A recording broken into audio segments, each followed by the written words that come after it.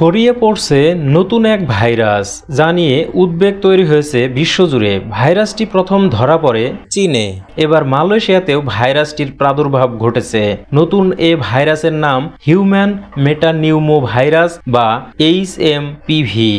HMPVর কারণে সাধারণত ঠান্ডা জ্বরের মতো উপসর্গ দেখা দেয়। শীতের মৌসুমে ভাইরাসটি বেশি সক্রিয় হয়ে ওঠে।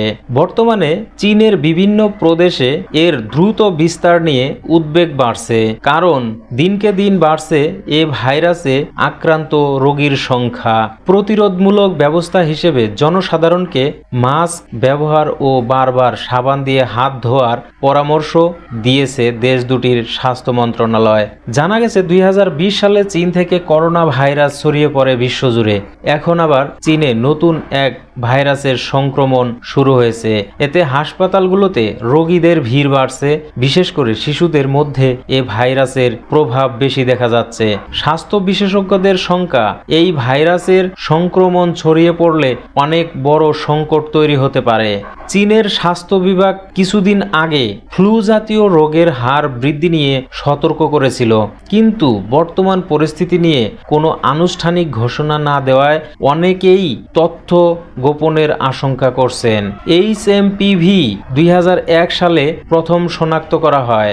HMPV একটি শ্বাসযন্ত্রের ভাইরাস, যা ওপরের এবং নিচের শ্বাসযন্ত্রের সংক্রমণ ঘটায়। এটি সব বয়সের ব্যক্তিদের প্রভাবিত করে, তবে শিশু, বয়স্ক এবং যাদের রোগ প্রতিরোধ ক্ষমতা কম তাদের জন্য ভাইরাসটি সবচেয়ে ঝুঁকিপূর্ণ। HMPVর উপসর্গগুলো ফ্লু ও অন্যান্য শ্বাসযন্ত্রের সংক্রমণের মতোই। সাধারণ উপসর্গের মধ্যে রয়েছে কাশি, জ্বর, নাক বন্ধ হওয়া ও শ্বাসকষ্ট।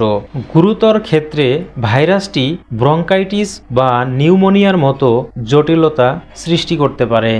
HMPVর ইনকিউবেশন পিরিয়ড বা উন্মেষ পর্ব সাধারণত 3 থেকে 6 দিনের মধ্যে হয়ে থাকে, তবে সংক্রমণের তীব্রতার উপর নির্ভর করে লক্ষণগুলো বিভিন্ন সময়কালের জন্য স্থায়ী হয়। HMPV অন্যান্য শ্বাসযন্ত্রের ভাইরাসের মতোই ছড়ায়। কাশি ও হাসি, সংক্রমিত ব্যক্তির সঙ্গে হাত মেলানো বা স্পর্শ করা ও সংক্রমিত স্থান স্পর্শ করার পর মুখ, নাক বা চোখে হাত দিয়ে স্পর্শ করার মাধ্যমেও এই ভাইরাস ছড়াতে পারে।